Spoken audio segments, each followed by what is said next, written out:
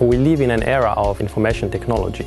We generate today an exponential amount of data, and we generate more and more data that we want to store in smaller and smaller spaces.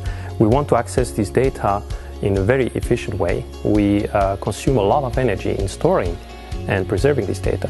So the work I'm doing, although it's very fundamental, it's quite connected to these questions. My name is Samir Lounis, and I'm a leader of a research group called Fancy Lab, and which is embedded in the Peter Grünberg Institute and the Institute for Advanced Simulation.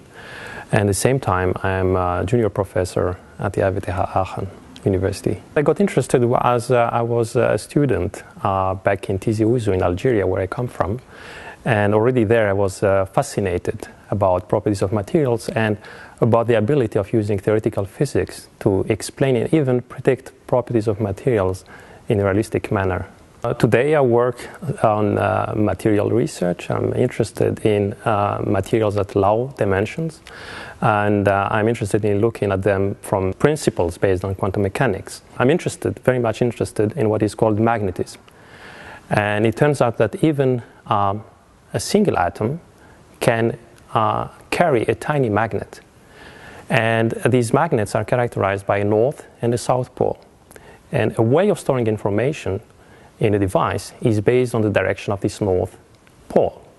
And what we try to understand is whether it's possible to store information at the level of a single atom, which would lead to a huge storage density. And we like to understand how to reduce the energy that is consumed when you try to manipulate such little tiny magnets. And so we're looking at different type of possible entities for future bits for information technology. One of them are the single atoms, possibly structures made of these atoms, or much larger structures containing hundreds of atoms that we call skyrmions. So the research center offers a fantastic environment to work, as you can see it, and also for research. You have a lot of expertise around, basically living around you, very close by.